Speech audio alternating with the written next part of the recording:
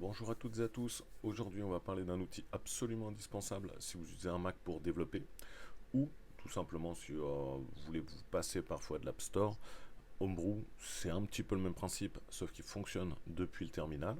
Alors, il y a des applications qui n'existent pas sur l'App Store qui sont disponibles sur Homebrew.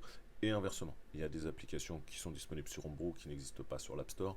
Bien souvent, on l'utilise pour des applications en CLI, donc en ligne de commande, c'est-à-dire que ça se fait depuis le terminal. Beaucoup dans le pen testing, on recherche justement les failles dans le développement web, mais pas que, pas que, pas que. Il y a beaucoup d'applications justement pour le développement web qui sont très très très pratiques, pas que web, hein, mais nous on va parler de ce sujet-là. Mais vous allez voir, il y a beaucoup de choses. Alors, ce qui est pratique avec Homebrew, c'est fini les téléchargements de fichiers .dmg.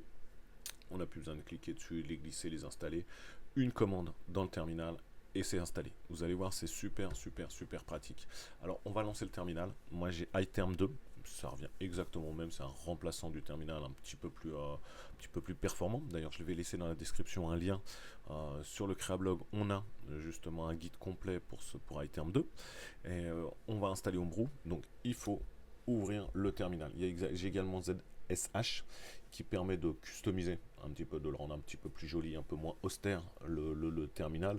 Je vous mettrai également dans la description pour que vous puissiez le retrouver depuis le Créablog, justement tous ces guides qui vous permettront de bien pouvoir configurer votre terminal.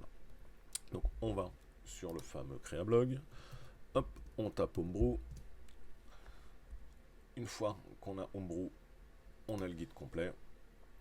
Alors, je vous laisserai lire. Il y a une présentation justement d'Homebrew. Il y a tous les avantages, les limites et l'installation. Alors, c'est très important. On va copier donc cette fameuse ligne de commande qui va nous permettre justement d'installer Homebrew. On va l'installer. Il va vous demander votre mot de passe administrateur. Donc, on va le rentrer. Hop, je me suis trompé. Voilà. On appuie sur Entrée et c'est parti. Il va s'installer automatiquement. Alors Homebrew, c'est super pratique. D'ailleurs, vous allez le voir, on va pouvoir télécharger beaucoup de packages. Alors ce qu'on appelle package, c'est un gestionnaire de packages. Il va chercher sur un serveur les applications, donc on n'a plus besoin de les télécharger. Vous allez voir, les avantages, ils sont nombreux. On va faire un exemple. Alors ça prend quelques instants à s'installer. Hop, bah c'est fini. On va installer Git. Alors Git, pour ceux qui ne connaissent pas, ça permet de versionner, c'est-à-dire que quand vous développez, parfois vous voulez revenir à un moment précédent, c'est également très pratique. Donc les commandes sont toujours les mêmes, brew, install, et on met le nom du package. Donc en l'occurrence Git. On va installer Git, on ne s'occupe de rien, brew, il le fait lui-même. Et là, Git est installé, c'est super pratique. C'est-à-dire plutôt que d'aller chercher, de glisser et ainsi de suite, on est tranquille, une ligne de commande et c'est fini. Il y a une chose qui est très pratique aussi. Alors, on va regarder justement brew version. Alors, on met brew de trait version, de trait d'union version. Ça nous permet de vérifier que brew est bien installé. Et on va faire pareil à git, sauf que la commande elle est différente, c'est git trait d'union v. Les versions s'affichent, donc ils sont reconnus par le terminal, les environnements, les passes, tout a été géré par Homebrew. On n'a strictement rien à faire, c'est super pratique. Il y a deux fonctionnalités, enfin on va en voir deux, trois quand même, mais il y a deux fonctionnalités qui sont extraordinaires, c'est Brew Update et Brew Upgrade. Alors, Brew Update, on va taper tout simplement Brew Update, ça va vous permettre de mettre à jour Homebrew. Il est à jour, alors vu qu'on vient de le télécharger, on vient de télécharger obligatoirement la dernière version, mais ça permet de temps en temps, c'est bien de le mettre à jour. Et on a aussi Brew Upgrade, alors Brew, B-R-E-W, Upgrade.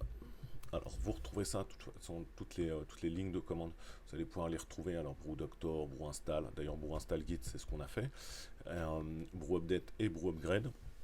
Vous retrouverez ça, tout est expliqué dans le Créablog. Mais Brew Upgrade, ça permet de mettre à jour l'ensemble des packages que vous avez installés. Alors, je ne le fais pas en démo. Pourquoi? Parce que j'ai énormément de packages, donc d'applications qui sont installées.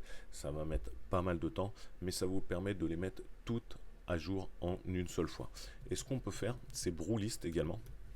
Alors, ça permet simplement de faire la liste de toutes les API, les applis, les scripts que vous avez téléchargés et que vous utilisez avec Homebrew. Donc ça, c'est très très pratique. Vous voyez, il y en a plusieurs. Alors vous en avez pour le pen testing, pour le Zint, alors The Harvester par exemple, au niveau Zint, vous avez Nick2, vous avez Nmap, vous en avez beaucoup qui sont pour le pen testing, c'est-à-dire pour repérer les failles, voir si un petit peu il y a de la vulnérabilité sur les sites web, les serveurs. Vous avez par exemple Oyama qui est pour les LLM, donc c'est-à-dire pour l'IA, c'est-à-dire que vous allez pouvoir installer sur votre propre ordinateur, sur votre propre machine, plutôt que d'utiliser ChatGPT ou Gemini, aller chercher, justement, alors on peut le faire aussi avec Gemini, mais plutôt que d'aller chercher parfois des requêtes qui vont être extérieures, au moins là les données elles vous appartiennent, c'est super pratique, GoBuster, ainsi de suite. Alors tout ça c'est des outils que vous allez pouvoir retrouver également dans le Creablog, ça c'est très très important. Et en bas on voit qu'il y a les casques. Alors les casques c'est encore différent parce que tout ce qu'on a vu jusqu'à présent c'est des CLI, c'est-à-dire que ça s'utilise en ligne de commande, c'est-à-dire depuis le terminal. Beaucoup d'outils malheureusement fonctionnent, malheureusement quand on n'a pas l'habitude, mais une fois qu'on prend l'habitude du terminal, c'est vraiment quelque chose de très pratique.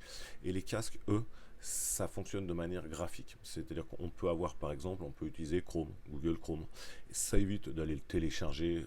Il va falloir ouvrir le navigateur, aller sur le site, le télécharger, cliquer, glisser, déposer dans les applications. Ça prend un temps fou, entre guillemets. Là, une ligne de commande, Brew, installe, Chrome, et tout de suite on a Google Chrome qui fonctionne. Et l'avantage justement c'est qu'avec le fameux Brew Upgrade, tout va se mettre à jour. Et si vous avez installé justement Chrome avec Homebrew, en une ligne de commande, toutes les applications, qu'elles soient en ligne de commande ou casque, donc en version graphique, tout sera mis à jour. Alors casque c'est exactement la même version que Google Chrome normal. Donc c'est vraiment, vraiment, vraiment, vraiment quelque chose dont vous n'allez plus pouvoir vous passer. Au début, on a un petit peu des difficultés. C'est vrai que c'est pas la chose la plus intuitive à prendre en main quand on n'a pas l'habitude avec le terminal. Mais prenez le temps nécessaire de le faire, vous verrez, vous ne le regretterez pas. Voilà, Brew est installé, ça c'est super pratique. Et vous allez pouvoir après, si vous voulez supprimer une application, donc d'aller dans le dossier application, la supprimer, il y a encore des traces, il y a certains dossiers qui vont être en rapport avec elle. Là, c'est simple, autant Brew installe et le nom du logiciel, le nom du package, c'est pour installer, Brew installe et le nom du logiciel ou le nom du package, et ça permet de le désinstaller. On a installé Git avec Brew install Git, on veut le désinstaller, Brew uninstall Git. C'est tout, rien de plus, et c'est parti. C'est vraiment, vraiment, vraiment très, très, très, très pratique. Donc voilà, la présentation de Brew est terminée. Je vous invite justement à jeter un petit coup d'œil.